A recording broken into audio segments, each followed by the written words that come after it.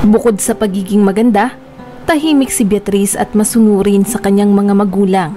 Simple lamang ang kanilang buhay sa probinsya, pero hindi ito naging hadlang upang mangarap siyang makatungtong sa syudad upang doon makapagtapos ng pag-aaral at makapagtrabaho. Mabait ang kanyang nanay Teresa. Lagi nitong ipinapaalala sa kanya na matutong magpasalamat sa mga biyaya na kanyang natatanggap araw-araw, maliit man ito o malaki. Noong makagraduate na nga siya ng high school ay nagtungo na siya sa syudad upang mag-enroll sa kolehiyo. Mahirap man para sa kanyang mga magulang na mapalayo si Beatriz ay naiintindihan rin nila na kailangan itong makapagtapos ng pag-aaral nang sa gayon ay magkaroon ito ng maayos na buhay. Hindi tulad nila, tumanda na sa pagsasaka at kayod kalabaw sa maghapong pagtatrabaho upang matustusan ang mga pangangailangan. Nangako naman si Beatriz na mag-aaral siyang mabuti. Hindi niya sasayangin ang tiwala at sakripisyo ng kanyang mga magulang. Nagdoble kayod ang nanay at tatay ni Beatriz upang mapadalhan siya ng allowance kada buwan dahil alam nilang mahal ang bilihin roon. Iniisip nila na baka magtiis ito ng gutom dahil nahihiyang humingi ng pera sa kanila. Mabilis na lumipas ang 2 taon. Mataas ang lahat ng grado ni Beatriz sa paaralan kaya talagang proud na proud ang kanyang mga magulang, lalo na si Teresa. Ngunit noong magsimula na ang unang semester ng 3rd year college ni Beatriz ay nagbago ang lahat. Nagkasakit si Teresa. Nagsimula lamang ito sa simpleng ubo at dahil napabayaan ay naging severe pneumonia. Sa tuwing paaalalahanan siyang magpa-check up ng asawa ay lagi niyang ipinagpapaliban dahil nangihinayang siya sa perang gagastusin. Iniisip niya nang ibabayad sa doktor ay ipapadala niya na lamang kay Beatriz. Hindi nagtagal ay hindi na makapagtrabaho si Teresa dahil palaging masama ang kanyang pakiramdam. Dahil rito, napilitang maging working student si Beatriz upang matustusan ang kanyang mga gastusin sa paaralan. Ang bakanteng trabaho noong mga panahong iyon ay janitress. Kahit mahirap ay tinanggap niya na rin ito lalo na't tuwing gabi naman siya magtatrabaho pagkatapos ng kanyang klase sa universidad. Noong una ay okay naman ang lahat, ngunit nang matuklasan ito ng kanyang mga kaklase ay araw-araw na siyang inaasar ng mga ito. Dahilan upang magulo ang tahimik niyang buhay. Isa sa mga ito ay si Kimberly, ang anak ng college dean. Siya ang nagpakalat sa kanilang batch na si Kimberly ay isang janitress. Siya rin ang pasimuno ng panlalait at pambubuli rito. Hindi naman nakikipag-away si Beatriz. Tumatahimik lamang siya at iniiwasan ang mga ito. Nawalan siya ng kaibigan hanggang matapos ang taong iyon. Sa umaga ay papasok siya sa paaralan at sa gabi naman ay nagpa-part-time cleaner siya sa kung saan-saan na per oras naman ang bayad kaya ayos lang. Mataas din magbigay ng tip ang iba kaya kahit papaano ay may naiitabi pa siya. Tinanong siya ng kasamahan sa trabaho kung okay lang ba na ma-assign siyang maglinis sa isang kumpanya ng 2 buwan. Total ay bakasyon naman siya sa school. Dahil wala naman siyang gagawin kaya pumayag na rin siya. Malaki-laki rin ang kikitain niya roon. Pagpasok ni Beatriz sa elevator ng kumpanya ay nakasabay niya ang isang lalaki. Nakasuot ito ng mamahaling damit. Napatitig siya rito pero napatungo rin siya nang magsalita ang lalaki na pamilyar ang itsura. "Natakot ka ba sa akin, miss?" Nakangiting tanong nito. Umiling lamang si Beatriz bago iniurong ang dala niyang mga panlinis. Sa dami-dami ng pwedeng makasabay sa elevator, ang anak pa talaga ng may-ari ng kumpanyang ito at schoolmate ko pa. Bulong niya sa sarili. Matagal niya nang hinahangaan si Luis. Hindi dahil mayaman ito, kung hindi dahil sa taglay nitong kabaitan sa mga taong nakapaligid sa kanya. Palagi niyang binabati ang mga nakakasalubong na empleyado ng may ngiti sa labi. Ang mga ngiti ni Beatriz noong mga oras na iyon ay napalitan ng kaba nang biglang tumigil ang elevator. "Huwag kang mag-alala, tatawag ako kaagad ng technician," wika ni Luis bago pa man makapagsalita si Beatriz. "Sana hindi sila matagalan, mayroon pa naman akong mahalagang meeting," wika pa nito habang may tinatawagan. "Magiging maayos rin ang lahat. Siguro kapag dumating na ang mga technician ay padadaanin nila tayo sa maliit na butas tulad ng mga napapanood mo sa palabas. Pero huwag kang mag-alala, ligtas naman tayo rito. Paniniguro ni Luis na talaga namang nagpakilig kay Beatrice. Sa isip-isip niya ay hindi naman siya natatakot dahil magkasama sila sa loob. Ang totoo niyan ay ipinapanalangin niya pa na sana nga ay matagal ang mga technician nang sa gayon ay magkasama pa sila kahit ilang sandali. Habang nakatingala si Beatrice upang tingnan ang itaas na bahagi ng elevator ay napatitig naman si Luis sa kanyang mukha bago ito muling napangiti. Beatrice ang pangalan mo, tama ba? Tanong nito. Tumango lamang si Beatrice bilang tugon. Lalong kinilig nang sabihin ni Luis ang kanyang pangalan. Hindi niya alam na nakita lamang ito ni Luis na nakasulat sa kanyang uniforme. Kapag hindi pa dumating ang mga technician sa loob ng 20 minuto ay gumawa na tayo ng paraan para makalabas rito. Muling sabi ni Luis. Makakaabot ka pa ba sa meeting mo? Sa palagay ko hindi na, pero okay lang iyon, ire-reschedule ko na lang. Siya nga pala Beatrice, kung okay lang sa'yo ay pwede bang samahan mo akong kumain? Hindi pa kasi ako nag-aalmusal. Breakfast meeting sana yung pupuntahan ko pero since cancel na ang meeting kaya kung pwede ay sabay na lang tayo, kung okay lang. Ngumiti lamang si Beatrice bago sumagot. Oo, walang problema. Hindi pa rin pala ako kumakain ng umagahan. So, friends na tayo? Muling tanong ni Luis habang nakangiti. Oo naman, sagot ni Beatrice. Matanong ko lang pala, bakit sa ganda mong yan ay nagtsatsaga kang magtrabaho bilang janitress? Ipinaliwanag naman ni Beatrice ang dahilan kung bakit napunta siya sa ganoong sitwasyon, maging ang karamdaman ng kanyang nanay. Madami kasi akong bayarin sa school, kaya lang ay hindi makapagpadala ang mga magulang ko dahil may sakit si nanay. Mas kailangan niya ng pera pampagamot kaya yung kinikita ng tatay ko ang inilalaan para doon. Total, kaya ko namang magtrabaho kaya grinab ko ng oportunidad na ito. Sayang naman kung hihinto ako sa pag-aaral. 1 taon na lang ay gagraduate na ako. Malungkot na sabi niya. Sumang-ayon naman si Luis. Ayon pa sa kanya, ipinagdarasal niya na sana ay maging okay na ang nanay ni Beatrice para maka-attend ito ng graduation. Hindi na malaya ng dalawa na mag-iisang oras na pala ang lumipas dahil sa dami ng kanilang napag-usapan. Dumating na rin ang mga technician at ligtas silang nakalabas mula roon. Tulad ng napag-usapan ay sabay sana silang kakain. Subalit, nang makita ni Beatrice na nagtitinginan ang mga empleyado ay bigla siyang nakaramdam ng hiya. Pasensya ka na Luis, mayroon pa kasi akong aasikasuhin. Isa pa ay baka makita tayo ng ibang empleyado at mapag-usapan ka pa. Sige, mamayang gabi susunduin na lang kita dito pagkatapos ng trabaho mo. Tinupad naman ito ni Luis. Sa kanilang pag-uusap ni Beatrice ay lalo pa nilang nakilala ang isa't isa. Marami silang pagkakapareho at talagang komportable sila sa isa't isa kahit bago pa lang silang magkakilala. Makaraan ng 1 buwan ay opisyal nang nag-date ang dalawa na kaagad pinag-usapan ng mga nakakakilala sa kanila.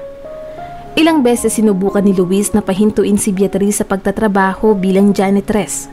Ngunit ayon kay Beatrice, ayaw niyang i-take advantage ang kabutihan ni Luis. Isa pa ay marangal naman ang kanyang trabaho. Walang tumutol sa kanilang relasyon, maliban kay Kimberly. Lalong tumindi ang pagkainis niya kay Beatrice. Hindi lamang kasi siya nito naungusan sa klase, kundi pati na rin sa love life. Hindi niya maintindihan kung bakit sa dami ng babae ay si Beatrice pa ang napili ni Luis, samantalang magkakilala na sila noon pa. Magkaibigan ang kanilang pamilya at parehong mayaman, kaya mas maganda kung sila ang magkakatuluyan. Ano bang nakita ni Luis sa probinsyanang yan? Wala naman niyang binatbat sa akin. Naiiritang sabi ni Kimberly habang kumakain kasama ang kanyang mga kabarkada. Hanggang isa sa kanila ang nakaisip ng maitim na balak. Bakit hindi mo nalang kausapin ang mga magulang mo? Imbitahin mo si Luis sa party. Siguradong hindi yun makakatanggi kapag mommy at daddy mo ang nag-invite. Tapos doon ka na sa party gumawa ng paraan para mapunta siya sa'yo. Nakangising wika nito. Alam mo magandang ideya yan. Sige, sasabihin ko kay mami na may party tayo. Kaagad namang tinawagan ng kanyang ina ang nanay ni Luis. Nagkasundo sila sa party at siniguro nitong pupunta si Luis. Ayon pa sa nanay nito, Hindi rin naman siya masaya sa babaeng napili ni Luis, kaya lamang ay nere-respeto niya ang desisyon nito dahil siya naman ang mas nakakakilala kay Beatrice. Kinagabihan, kinausap si Luis ng kanyang mga magulang tungkol rito. Anak, baka naman may chance pa kayo ni Kimberly. Alam mo, napakabait ng mga magulang niya at saka maganda naman siya, wika ng kanyang ama. Oo nga anak, ano bang hindi mo gusto kay Kimberly? Napakabait na bata at saka sa pagkakaalam ko'y matalino rin siya. Mataas ang grado niya sa school, pagsang-ayon ng kanyang ina. Alam niyo naman na meron akong girlfriend pa. Pero para sa pagkakaibigan namin ni Kimberly ay sige, pupuntahan ko siya. Pero hanggang kaibigan lang talagang tingin ko sa kanya. Kaya sana ay huwag niyo nang ipilit. Ayaw ko nang pag-usapan pa ang bagay na ito. Ako na mismo ang kakausap kay Kimberly kaya huwag na kayong mag-alala. Noon ding gabing iyon ay tumawag si Luis kay Kimberly at sinabing pupunta siya sa bahay nito upang makausap siya, pati na rin ang kanyang mga magulang. Subalit, pagdating niya sa bahay nito ay tanging si Kimberly lamang ang naroon. Masinsinan siyang kinausap ni Luis. Ang hindi niya alam ay mayroon palang pampatulog ang kaping ibinigay ni Kimberly sa kanya. Kaya di nagtagal ay nakaramdam na siya ng antok at hindi na alam ang mga sumunod na nangyari. Kinaumagahan, nagising na lamang si Luis sa kwarto ni Kimberly. Hindi lamang sila magkatabi kung hindi magkayakap. Alam niyo ba, hindi ko na nahintay ang party. Nagpunta si Luis kagabi sa bahay. Buti na lang, nakabili na ako ng pampatulog. Ayon, bago pa siya nakaalis ay umepekto na ang gamot. Pero syempre nagpicture-picture muna kami. Siniguro kong sexy at mukhang sweet talaga kami sa mga pictures. Gulat na gulat nga siya pagkagising niya tapos magkayakap pa kami. Sabi niya pa, wala raw siyang naaalala. Syempre umarte din ako at sinabi kong siya nga yung nag-first move. Natatawang wika ni Kimberly. Next week, sasabihin ko sa kanya na nabuntis niya ako at syempre wala naman siyang magagawa kung hindi ang pakasalan ako. Dugtong niya pa habang tumatawa. Si Luis naman ay masakit pa rin ang ulo. Pilit na inaalala kung ano ang nangyari sa kanila ni Kimberly. Hindi naman sumagi sa isip niya na magsisinungaling ito sa kanya. Dahil rito, hindi siya makatingin ng diretso kay Beatrice. Hindi niya alam kung papaano sasabihin rito ang nangyari. Hindi niya naman lubos akalain na bago niya pa maipagtapat ang lahat ay kakalat na ito sa kanilang mga kaibigan at kakilala. Kinabukasan, nalaman na ni Beatrice ang lahat. Kaagad siyang nag-resign sa trabaho at nagtungo sa probinsya upang alagaan ang kanyang ina. Nanghihinayang siya sa kikitain sana sa trabaho, lalo na ngayong nalaman niya na siya pala ay nagdadalang tao. Pero ayaw niya namang guluhin pa si Luis kaya siya na lamang itong magpapakalayo-layo. Ilang linggo pa lamang siyang buntis at noong araw na ipagtatapat niya sana ito kay Luis ay nakatanggap naman siya ng mensahe mula kay Kimberly. Ayon rito ay magkasintahan raw sila dahil sawa na ito sa kanya. Nag-send rin ito ng mga pictures nila ni Luis bilang patunay. Mga litratong nakuhaan habang tulog na tulog si Luis. Huwag ka nang humadlang sa pagmamahala namin ni Luis. Mahal na mahal namin ang isa't isa kaya sana ay huwag ka nang magpapakita pa. Iyon ang huling mensahe na natanggap ni Beatrice bago niya i-turn off ang kanyang cellphone. Wala nang nagawa pa si Luis kung hindi ang panagutan ng nangyari sa kanila ni Kimberly. Dagdag pa rito ang pressure mula sa kanyang mga magulang. Anak, mas makabubuting magpakasal na kayo. Mabait naman siya at siguradong magiging maganda ang inyong relasyon, wika ng kanyang nanay. Ma, hindi pa ako handang magpakasal sa babaeng hindi ko naman mahal. Siguro nga may nangyari sa amin pero hindi ko matandaan kung papaano nangyari yon. Kaya please, sana wag niyo nang ipilit na maging mag-asawa kami, wika ni Luis bago umalis. Noong mga panahong iyon ay naramdaman ni Kimberly na walang pag-asa na maging sila ni Luis. Kaya naman, inilabas niya na ang huling alas. Humingi siya ng tulong sa kaibigan niyang nurse upang kumpirmahin ito na kunyari ay buntis talaga siya. Naisip niya na sa ganitong paraan ay siguradong wala nang magagawa pa si Luis kung hindi ang pakasalan siya. At kapag nangyari yon, magpapanggap siyang nakunan nang sa gayon ay walang problema. Ang mahalaga ay maikasal silang dalawa. Umayo naman ang lahat sa plano niya. Nag-propose nga si Luis at balak siyang pakasalan para sa bata. Para kay Luis, wala naman itong kasalanan kaya dapat lamang na panagutan niya ito. Mahal ni Luis si Beatriz, ngunit ngayong magiging isa na siyang ama ay dapat niya na itong kalimutan. Subalit isang araw, napagpasyahan ni Beatriz na bumalik sa syudad upang kunin ang mga naiwan niyang mga gamit. Nagpa-schedule na rin siya ng ultrasound upang malaman ang kondisyon ng kanyang anak.